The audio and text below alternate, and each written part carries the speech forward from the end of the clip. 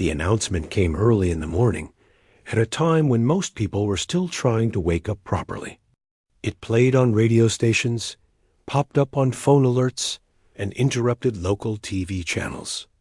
It was a calm message at first, spoken in a steady voice, but there was something behind the words that made people pause.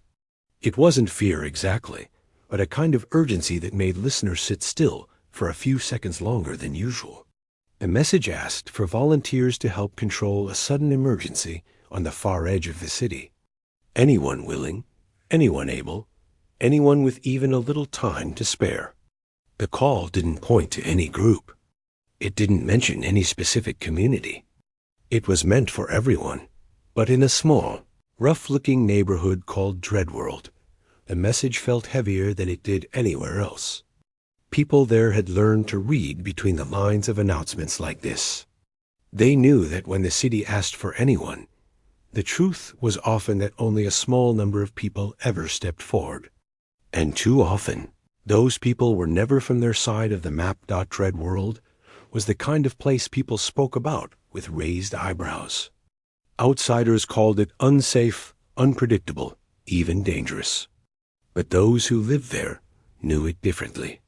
It was a neighborhood built on survival, on people taking care of each other because no one else would. They didn't have much, but what they had, they shared. They carried memories of times when emergencies swept through the city and help didn't reach their streets until everything was already lost. They remembered nights when they waited for sirens that never came. Days when their own hands were the only ones saving their homes. So when the morning message echoed through Dreadworld, it hit a nerve. Some people turned up the volume. Some stepped out of their doorways to listen better. Some paused halfway through chores. Even if they didn't speak about it, they all felt the same familiar pull. In a small workshop behind a row of old apartments, a man named Marin was already listening carefully. He worked as a mechanic, though most people would simply call him the one person in Dreadworld who could fix almost anything. Engines, wiring, generators, tools. He had a quiet way of taking broken things and bringing them back to life. Marin didn't talk much, and he didn't look like someone who ran toward emergencies. He preferred to keep his head down and his hands busy. But as he listened to the announcement, he felt a certain tightening in his chest. It wasn't fear. It was something like recognition. He had heard this tone before, years ago, when another crisis had swept over the city and his neighborhood had been left on its own. He remembered how helpless that had felt. He remembered wishing someone, anyone, would come help them. Now, the city was asking again. And even though no one mentioned Dreadworld, Marin felt as if the call had landed right at his feet. He wiped the grease off his hands and turned off the old radio. The workshop grew quiet, but the message kept playing in his mind, repeating itself again and again. He stood there for a moment, breathing slowly, trying to decide whether he was about to do something brave or something foolish.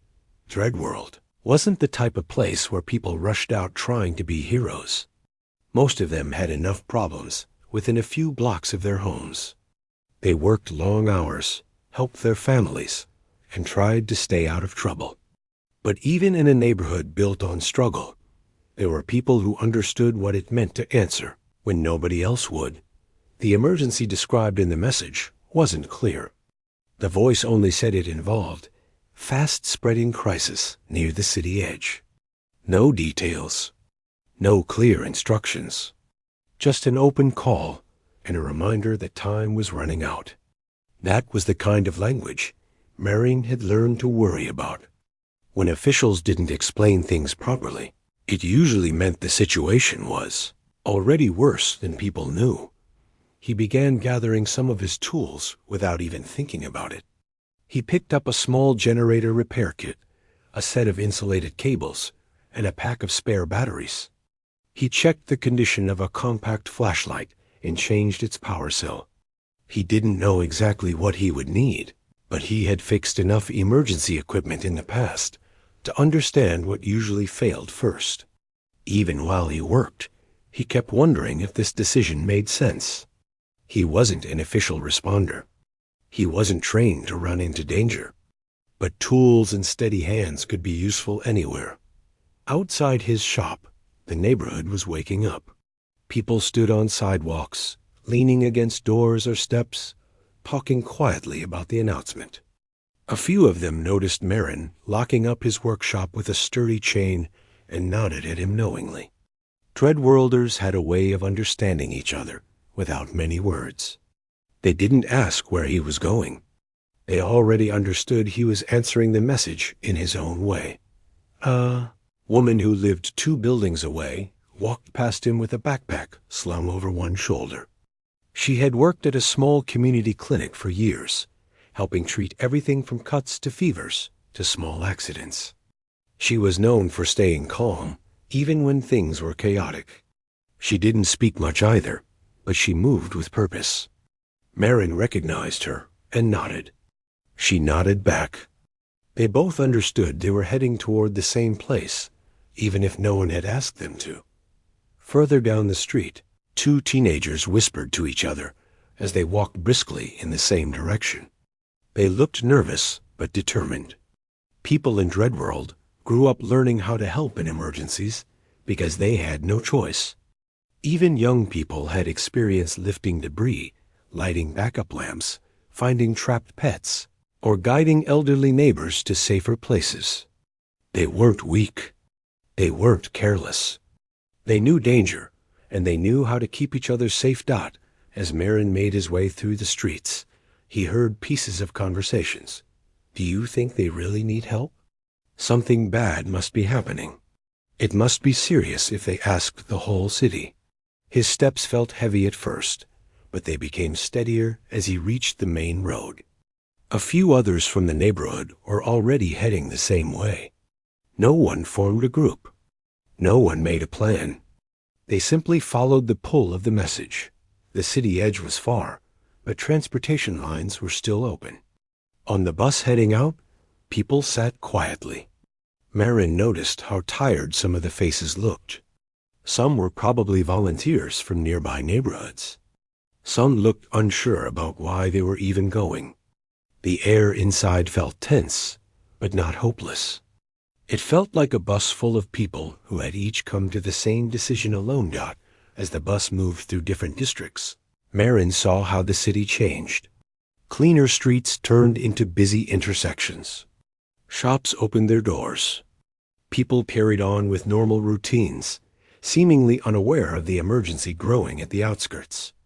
Life in the center always felt distant from anything happening near Dreadworld or near the city borders. That divide had always bothered Marin, though he rarely talked about it. He kept thinking about the tense tone of the announcement. He replayed the words in his mind, trying to understand what had scared the officials enough to broadcast it so widely. He wondered whether they were prepared for what they were calling volunteers into. But at the same time, he didn't turn back. Something inside him said he had made the right choice. Even if he didn't know why yet, the bus eventually reached the last open checkpoint. Several officials stood near a temporary gate, directing people through with serious expressions.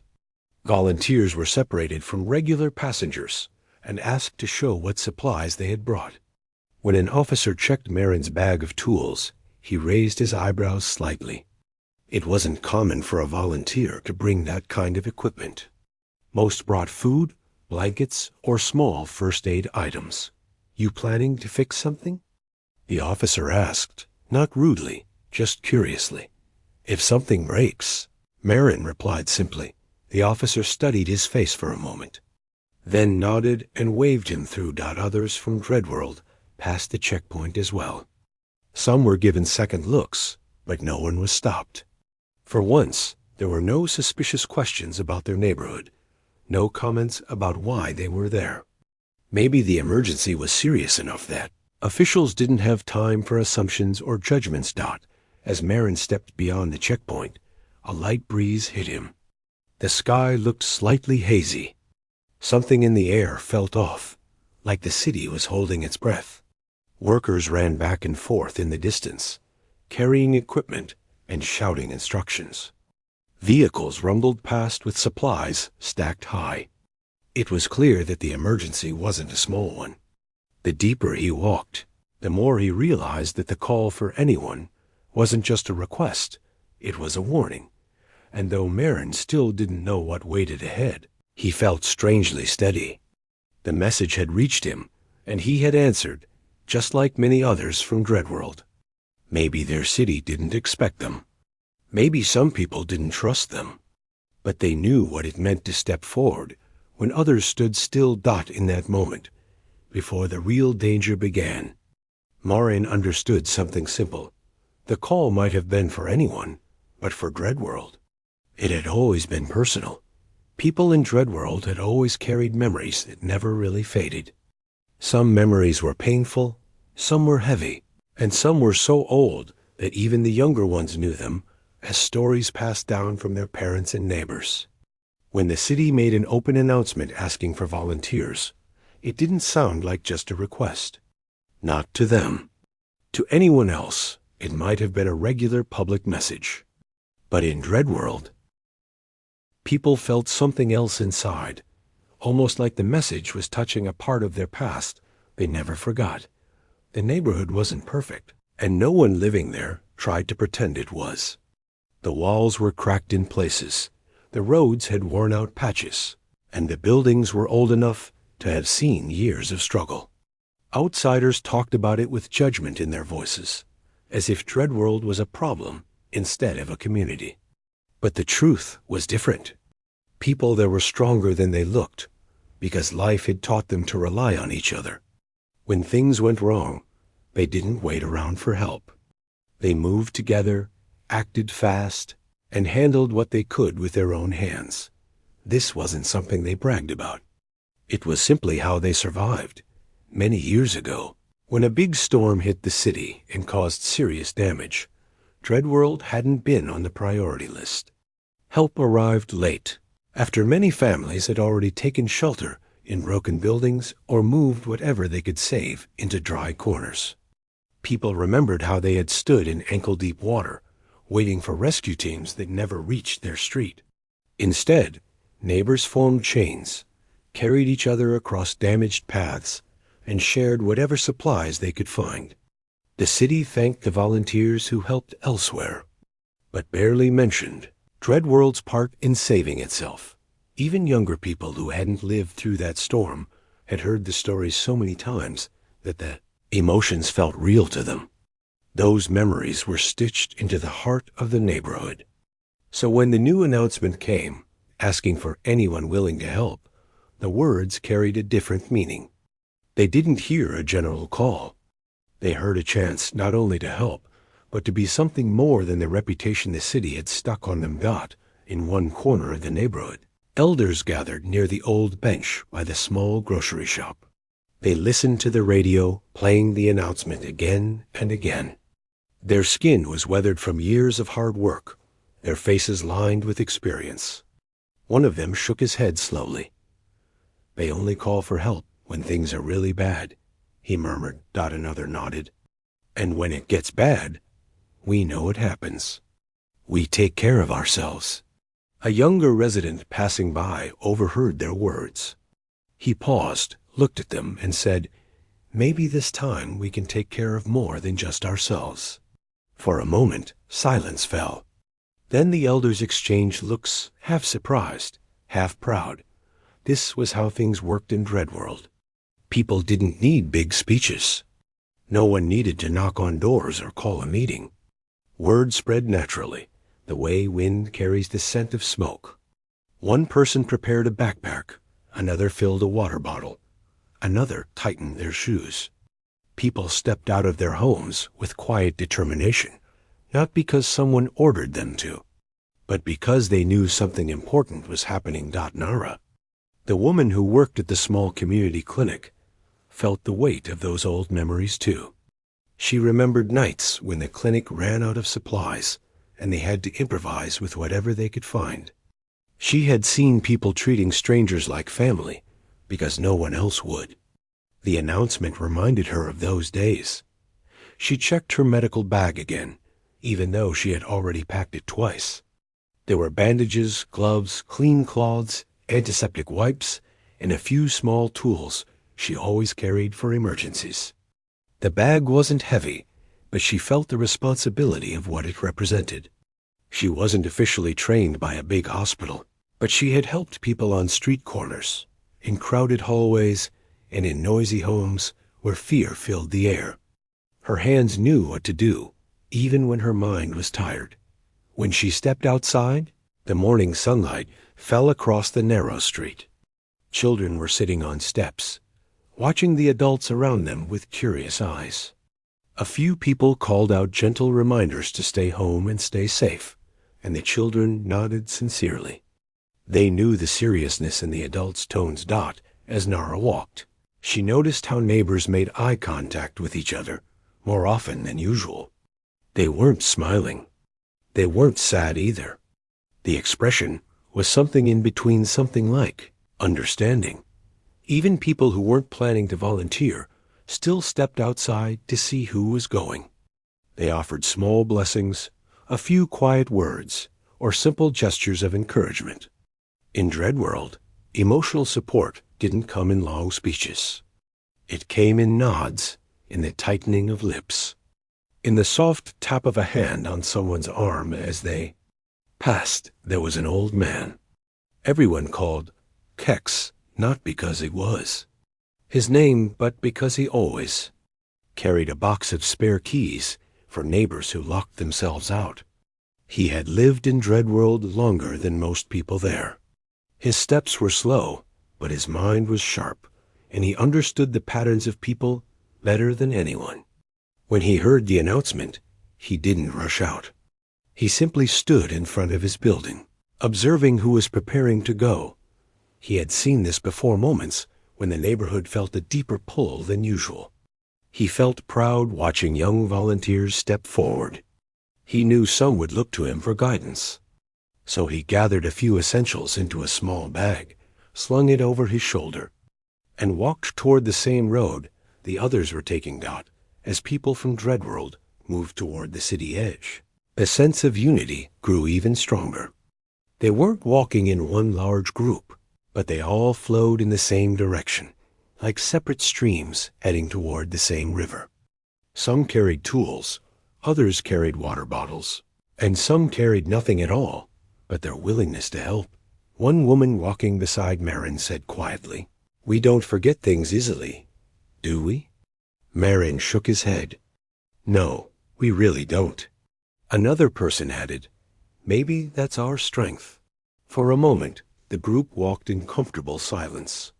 The city buildings around them were changing as they moved farther from home. The streets became wider, cleaner, and busier. People dressed in professional clothes passed by, looking confused to see so many residents from Dreadworld heading in one direction. A few stared for a moment longer than necessary, but no one said anything. Normally, those stares bothered the volunteers. They were used to being judged before they even opened their mouths. But today felt different. Today, the purpose was stronger than any comment or look. What made everything even more powerful was the sense of personal responsibility. Dreadworlders weren't just going because the city had asked for help. They were going because they remembered what it felt like to be ignored. They didn't want any other part of the city to feel that way, not if they could prevent it. Somewhere along the walk, a teenager asked his older sister, "Why do they always forget us?" The sister took a moment before answering, "Maybe they don't know us the way we know each other." "Then why are we going to help them?" he asked. She looked at him gently. "Because helping people is not about who deserves it. It's about who needs it." Her answer stayed with the boy for the rest of the walk. Near the last open checkpoint, the volunteers from Dreadworld slowed down slightly. The area was filled with movement and noise. Officials were handing out safety masks, small maps, and short instructions. Loudspeakers repeated safety rules. Vehicles moved in and out, with supplies stacked high. Some volunteers looked nervous for the first time. The situation was clearly bigger than anyone had imagined. But no one turned back. Nara observed the scene carefully, mentally preparing herself for whatever injuries she might have to treat. Kex adjusted the strap of his bag, straightened his posture, and prepared to answer questions. Moraine checked his tools again, making sure none of the pieces had fallen out or loosened during the walk. One official standing at the entrance glanced at the group approaching from Dreadworld. For a second, Marin expected a dismissive look or a skeptical comment. But none came. The official simply nodded, stepped aside, and gestured for them to join the briefing area. It was a small gesture, but it meant more than the official could ever know. As the Dreadworld volunteers stepped inside the restricted zone, they carried something invisible but powerful: years of memories, lessons from past hardship, and a determination that had grown deep within their community. They weren't here to prove anything. They weren't here to be heroes.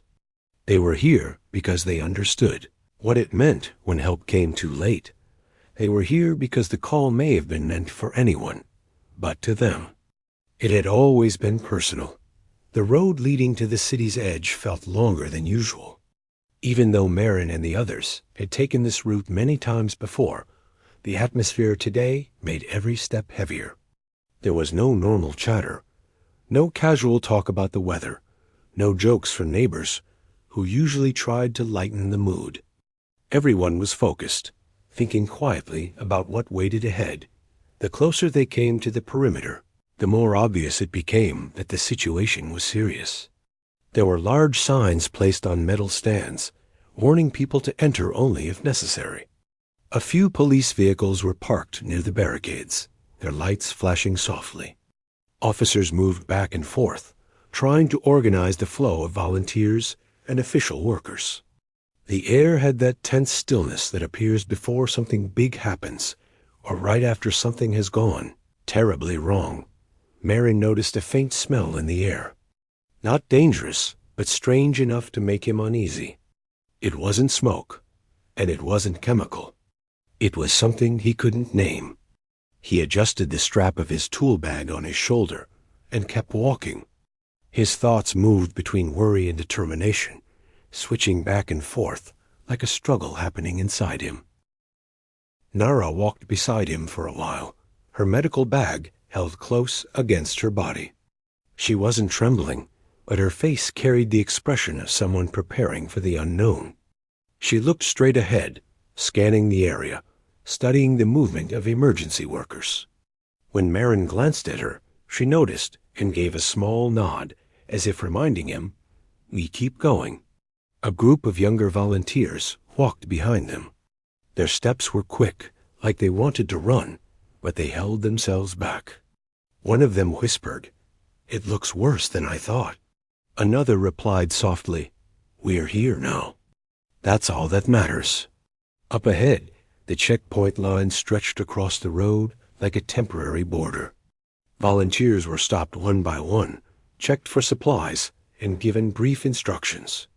It wasn't chaotic, but it felt rushed. The officials didn't have time for long explanations. Every face they saw told the same story. This crisis was far bigger than what the announcement had revealed. When it was Marin's turn to approach, the officer in front of him glanced at his tool bag, then at his hands. "You know how to use this equipment?" Marin gave a simple nod. "I fix generators, wiring, machines. Whatever needs to be repaired." The officer looked relieved for a moment. "Good. We have failures all over the place. Keep your tools with you. Don't leave them behind." Nara stepped forward next, showing her medical bag. The officer checked the contents briefly, then handed her a small colored tag to place on her arm. "This means you're allowed inside the inner area," he said. "But keep close to the volunteers' line when we take you through. Things are unstable." She accepted the tag, thanked him, and joined Marin again. Kex reached the checkpoint too, moving slower than the others.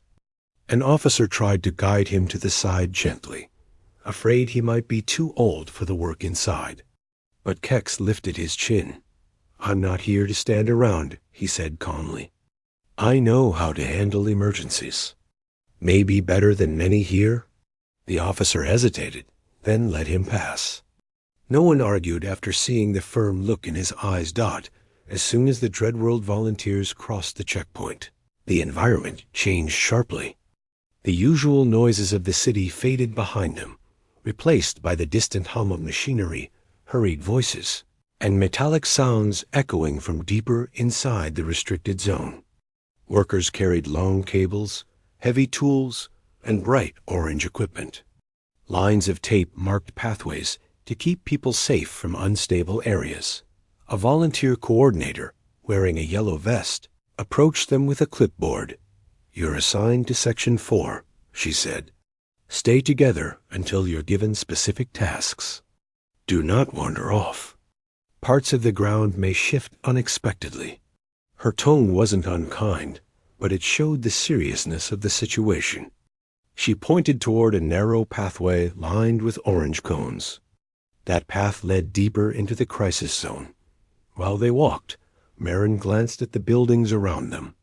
Some structures looked fine on the outside, but the ground near their foundations had cracks that spread like spiderwebs. Several windows had been boarded up, and cables hung loosely from tilted poles. It felt like the area had suffered a sudden shock, something that disturbed it deeply without fully destroying it. Nara felt her heartbeat quicken. She wasn't afraid of helping people, but this environment gave her a different kind of worry. She wondered what sort of injuries she would see today, and whether she would have enough supplies. She hoped that whatever had happened here wasn't still happening at one point. The group paused when a loud clanging sound echoed nearby. A team of workers struggled to lift a broken metal beam off the road. Marin watched closely, noting how the beam was stuck at an angle. He knew instantly that the equipment they were using wasn't positioned correctly.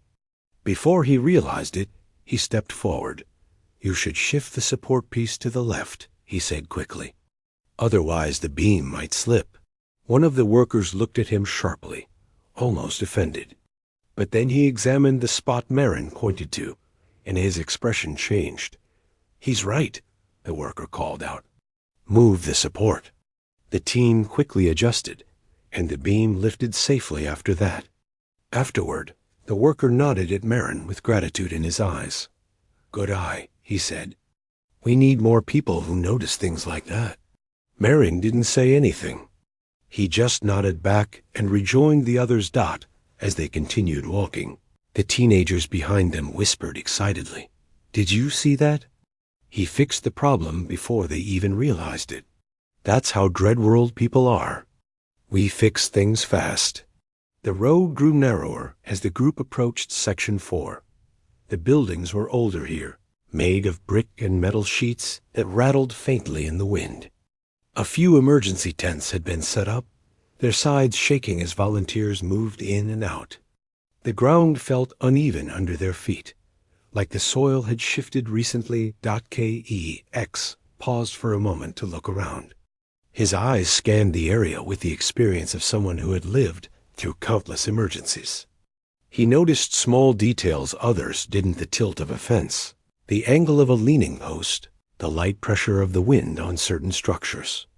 Something pushed through here, he muttered. Not wind. Not a simple accident. Something strong. Nara heard him, but didn't ask questions. There were things they would understand only when they got deeper inside. A young coordinator approached them with a small tablet in hand.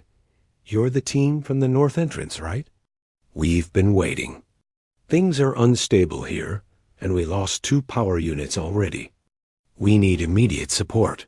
She pointed to a row of damaged generators lined up against a wall. Some sparks flickered near the wires, and the lights in the tent kept blinking on and off. Marin set his tools down without hesitating. I can handle this. The coordinator blinked. Are you sure? These units are old. Some are fused internally. Marin gave a small shrug. Old machines don't scare me. He crouched beside the first generator and opened the panel. His hands moved quickly, steady and confident. He inspected the wiring, tightened loose ends, replaced a small burnt section, and wiped dust from the connectors. Within minutes, the generator hummed back to life. The tent lights steadied immediately. A few workers nearby clapped softly. Relieved, Nara stepped aside to allow people to bring injured volunteers to her. She worked quickly, treating small cuts, cleaning bruises, and calming those who were shaken by earlier incidents. She spoke softly, offering comfort without making a big fuss. Her presence made the area feel safer. Kex helped by directing people to safer ground. His voice wasn't loud, but people listened to him. He had the presence of someone who knew what he was doing. As the minutes passed, the Dreadworld volunteers spread through Section 4 like quiet waves of support. They didn't boast, didn't draw attention. They simply worked efficiently, calmly, steadily. For the first time, many of the official workers realized something they had never considered before. The people from Dreadworld weren't just another neighborhood. They were a force of their own, shaped by years of handling crises without help.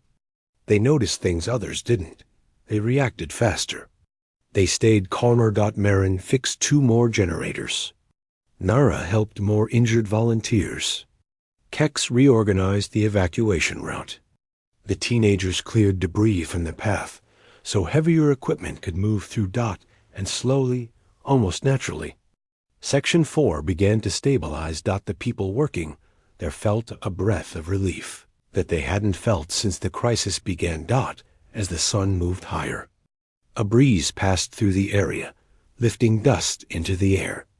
Marin took a moment to stand, stretch his back, and breathe in slowly. He wasn't proud. He wasn't thinking about credit or recognition. He just felt grateful that he could help. When he looked around, he noticed the same thing in every Dreadworld volunteer's eyes: a quiet strength, a steady determination, a belief that they were exactly where they needed to be.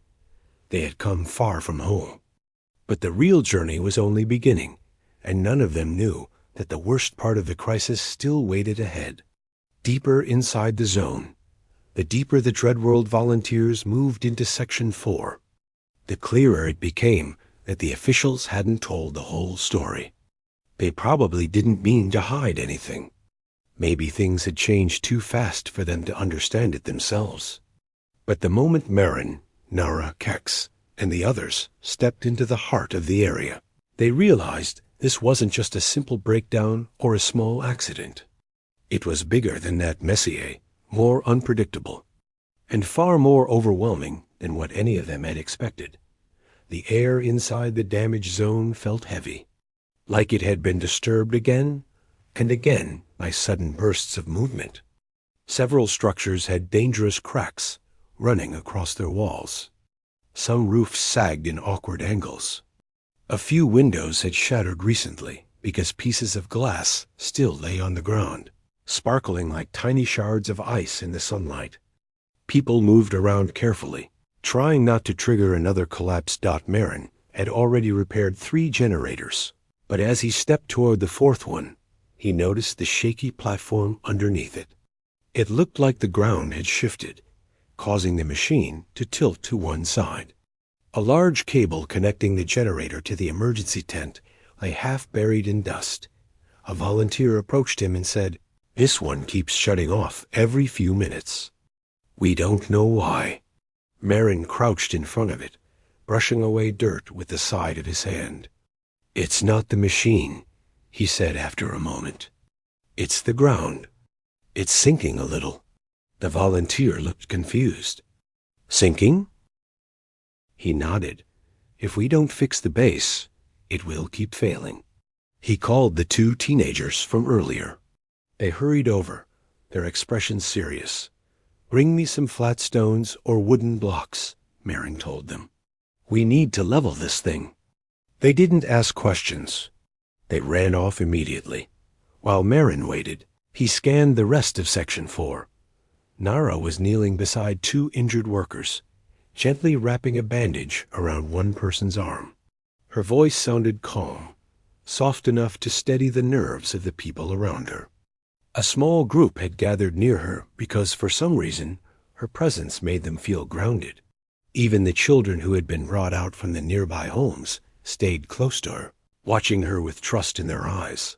Kex, meanwhile, walked slowly across the area, taking mental notes. He wasn't treating injuries or fixing machines, but he was guiding the flow of people, steering them away from weak spots, pointing out safe paths, and making sure no one crowded near unstable walls. Workers listened to him, even though they didn't know who he was.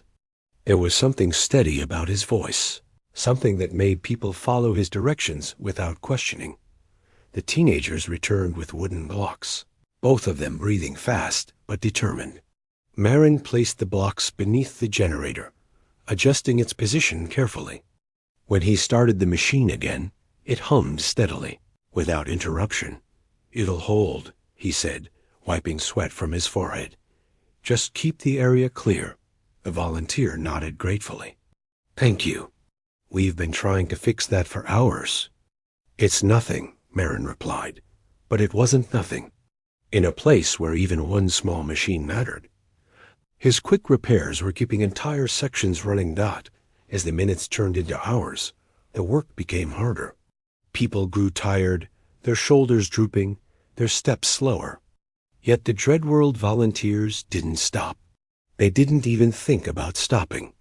Every time someone struggled with a task, one of them stepped in to help. Every time someone panicked, they calmed them. They didn't need instructions or official titles. They simply did what needed to be done. At one point, a loud crack echoed across the zone. Everyone froze. Dust fell from a nearby building, and a panel of wood dropped from a roof. It wasn't a full collapse, but it was enough to make hearts race. A young worker shouted, "We still have people inside that building." Before anyone could react, the two teenagers from Dreadworld sprinted toward the entrance. "Wait," someone called. "It's not safe in there." But the teenagers didn't stop. They had grown up navigating broken homes and unstable structures. They knew how to move carefully, how to test the ground before stepping, how to listen for warning sounds. Marin wanted to follow, but he saw several workers struggling to lift a heavy toolbox. Without thinking, he rushed to help them. Nara, already aware of the situation, moved closer to the entrance of the shaky building, preparing to treat anyone the teenagers might bring out. Minutes later, the teenagers emerged with two people, an elderly woman who was coughing from dust and a younger man holding his ankle. The workers watching from outside erupted in relief. Nara stepped forward and guided the injured man to sit on a flat stone. She checked his ankle gently, asked him how the pain felt, and helped him calm down. The elderly woman leaned on her shoulder, breathing slowly until she regained her voice. "You saved us," the old woman whispered to the teenagers. One of them shook his head. "We only helped you out. You were the one holding the wall up so it wouldn't fall." The woman gave a small, shaky laugh. "Maybe, but you came without fear." The teenagers exchanged glances. They didn't say anything, but their eyes reflected something deep, something like pride, mixed with humility. Meanwhile, farther away, Marin was dealing with a new problem. A long cable that powered part of the communication system had torn loose from its connector. Workers were panicking because the device controlling the emergency messages had gone offline. "We can't contact the outer teams," someone shouted. "We're cut off." Marin rushed over, examined the torn cable, and said, "It's repairable. Give me 10 minutes. One of the officials looked doubtful. "That's a high-voltage line. Are you sure?" "If it's high voltage, I would ask for gloves," Marin said calmly. "But it's not. It's just a communication line. Don't worry." The official blinked, a little embarrassed that Marin knew more than he did. But he stepped aside, giving space. Marin cleaned the frayed wires, removed the torn insulation, and twisted the ends together with a spare piece of copper he carried. Then he taped the joint tightly and secured the cable so it wouldn't pull loose again. A moment later, the communication device beeped back to life. Voices came through the speaker's official teams talking, giving updates, asking for positions. The entire Section 4 breathed a collective sigh of relief. "You saved us hours of work," one worker told Marin. Marin shook his head. "Anyone could have fixed it." "No," the worker said firmly. "Not anyone." Elsewhere, Nara was working non-stop, treating injuries and comforting the frightened. She didn't allow anyone to sit alone.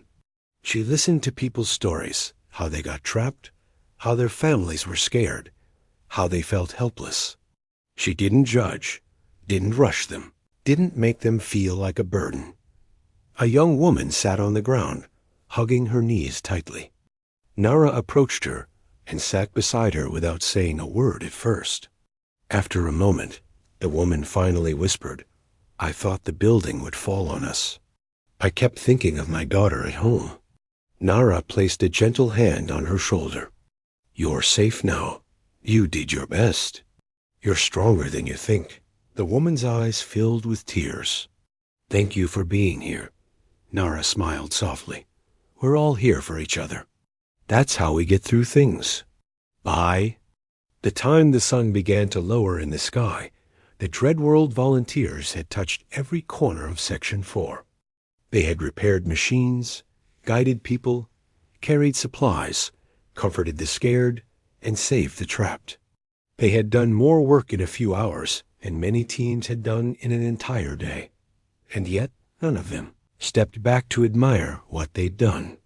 They didn't count their efforts. They didn't expect applause. They simply kept moving, as if helping people was the most natural thing in the world. Dot workers from other districts kept glancing at them with growing respect. Some murmured, "Who are they?" Others whispered, "They're from Dreadworld." But they're doing so much. A few officials even approached Kex quietly, asking for advice on how to organize the volunteers better. He answered calmly, giving simple instructions that were easy to follow. "You've done this before, haven't you?" One official asked. Kex smiled slightly. "Done what? Help people?" "Yes, many times." By the end of the shift, Section 4 was finally stable, no longer chaotic, no longer unpredictable.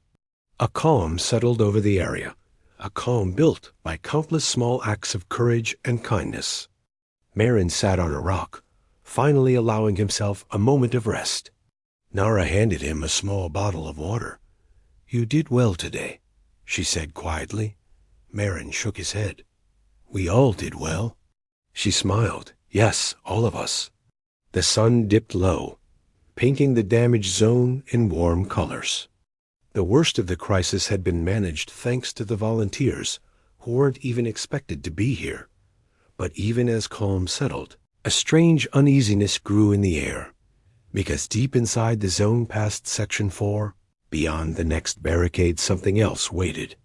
Something they would have to face next dot as evening settled over the damaged zone. The calm in Section 4 felt almost unreal. The air was cooler now, the wind carrying dust in slow waves rather than sharp gusts. People spoke in softer voices, relief mixing with exhaustion. Some of the workers leaned against walls, letting their tired arms rest.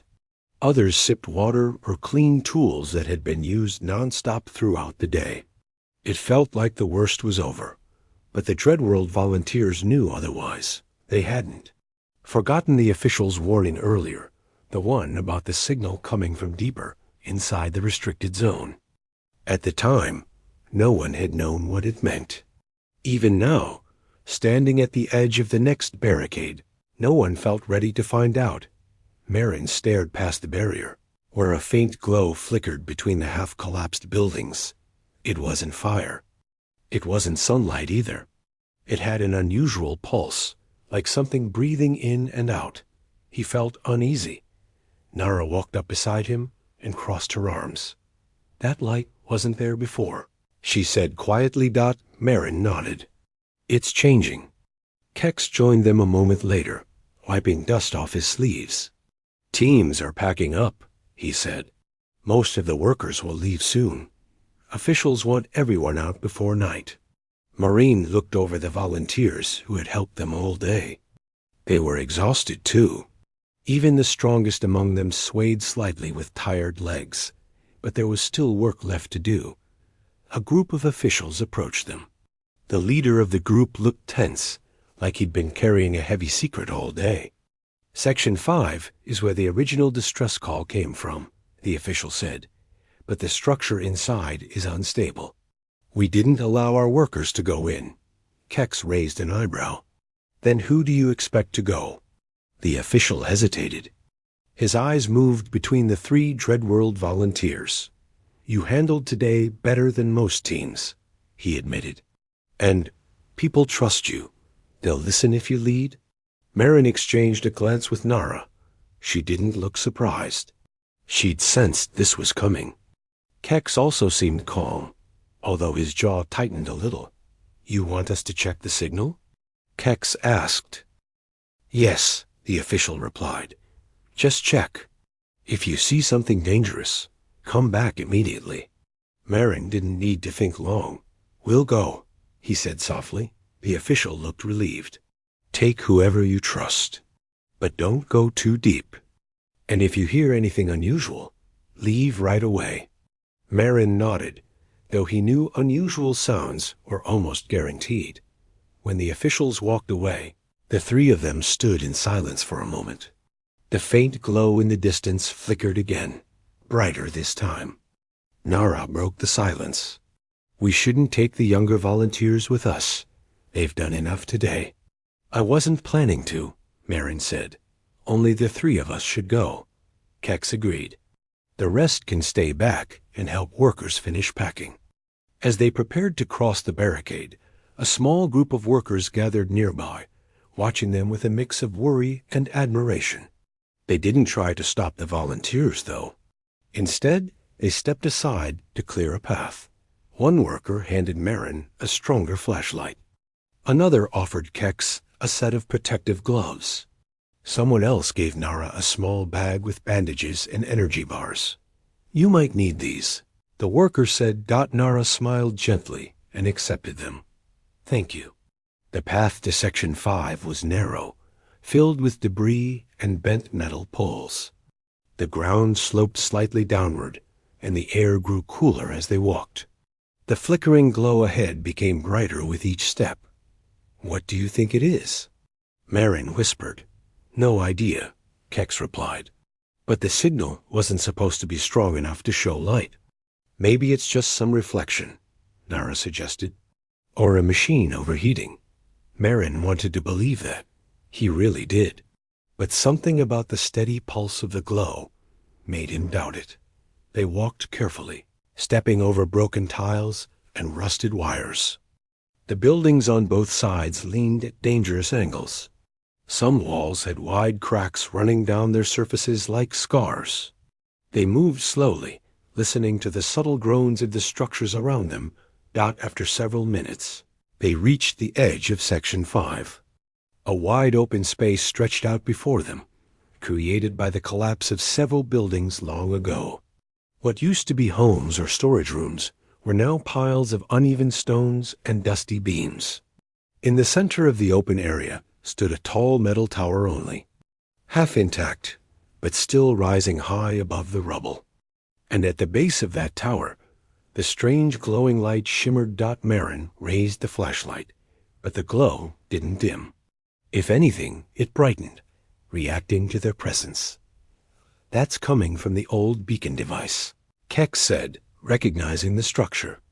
"It hasn't been used in years." Nara frowned. "But why would it turn on by itself?" Marin walked closer, checking the ground with each step. The rocks shifted under his feet, but held steady. As he neared the base of the tower, he noticed something unusual. A square metal box lay half buried beneath broken beams. It was humming softly, almost like it was alive. "That's the source," Marin whispered. Kex crouched next to him. "It's not standard equipment." "No," Marin agreed. It isn't. Nara stood behind them, scanning the surroundings. Does anyone else know about it? Kex shook his head. No, I've never seen anything like this in the reports. They exchanged glances. Whatever this device was, it wasn't placed here by accident. Morin reached toward the metal surface, but before he could touch it, the box emitted a faint click, almost like a heartbeat. Nara stepped forward instantly. Marin, wait. Don't touch it yet. He pulled his hand back. I wasn't going to. But we need to know what it does. Kex examined the wires extending from the box. Some wires were old and rusted, but others looked newly connected, almost untouched by dust. Someone worked on this recently, he said. Who? Nara asked. Kex shook his head. No idea. Suddenly, the device clicked again. A second later, a soft tone sounded like a distant chime echoing in a quiet hallway. The volunteers froze then. Lights along the tower flickered. Not fully just tiny dots of blue, pulsing slowly.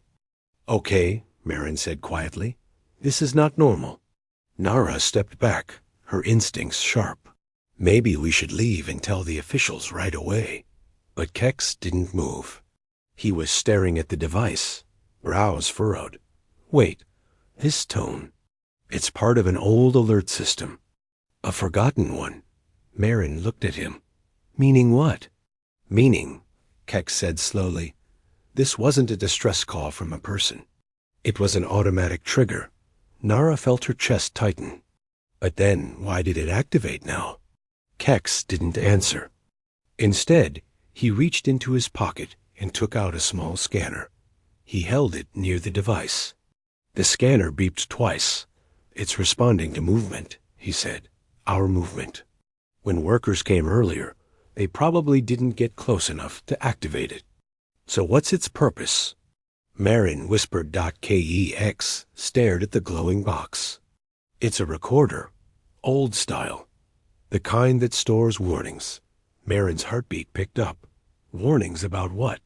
Kex slowly pressed the small latch on the side of the device. The top slid open with a gentle hiss. Inside, instead of wires or circuits, there was a tiny crystal-like object glowing softly from within. What is that? Nara asked, her voice barely above a whisper. Kex lifted it carefully. Data memory. Ancient design. Marin looked uneasy. And what does it say? Kex turned the crystal over in his hand. A faint symbol glowed on its surface, a symbol none of them recognized. This thing didn't call for help, Kex said quietly. It woke up because something else entered this zone first. A chill passed through all three of them. Nara whispered. Something or someone? Kex didn't answer. The wind shifted then, blowing dust across the open space. The beams above creaked. Something distant echoed soft, but not natural.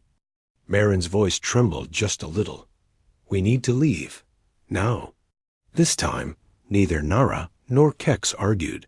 They all turned at once, moving quickly but carefully through the broken pathway. The glowing box continued its steady pulse behind them, like a heartbeat fading into the distance. When they reached the barricade again, workers were already packing the last of their tools. A few noticed the volunteers returning and hurried to them. How was it? One worker asked. Did you find anything? Marin opened his mouth, then closed it. He didn't know what to say yet. Nara stepped forward. We need to speak with the officials. Immediately. The workers exchanged concerned glances, but didn't ask questions. As the three walked toward the main tent, the crystal in Kex's hand glowed faintly, as if reacting to the air around it. The night was settling in, and Section 4 was quiet, but the volunteers knew the calm wouldn't last. Something had awakened in Section 5, and the call that officials thought was meant for anyone had been meant for them all along. The officials gathered inside the main tent looked tense, their brows furrowed as if they had been expecting bad news long before the volunteers even returned. The moment Marin, Nara, and Kex stepped in, The room grew silent. Not a single worker spoke. Everyone waited for the three of them to explain what they had seen in Section 5.kex. Placed the small glowing crystal on the center table. It's faint. Light washed over everyone's faces, making their expressions look even more uncertain. One of the senior officials leaned forward. What is that thing? Moraine rubbed dust off his hands and said, We found it inside a metal device under the old beacon tower. It activated when we got close. Another official frowned. Activated how? Did it show a message? Nara shook her head. Not a message, more like a warning tone. Very old. It didn't sound like anything used today. The room felt heavier after her words. A few workers exchanged nervous glances. The senior official cleared his throat.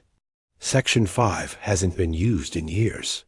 That beacon was supposed to be shut down permanently. So why would anything inside still be functioning? That's the problem, Kex replied. Someone worked on it recently. The wires were clean, freshly placed. A quiet murmur spread through the tent. So someone entered the restricted zone before us. One worker whispered, or something else. Another added. Marin looked at the officials. Why didn't you tell anyone about the old beacon device? Was it removed from reports on purpose? The officials looked uneasy, but the senior one shook his head. We didn't hide anything. We genuinely believed all equipment inside that zone was removed years ago. Then you were wrong, Kex said simply. No one argued. The crystal on the table pulsed again, giving off a soft glow that made the entire tent feel colder.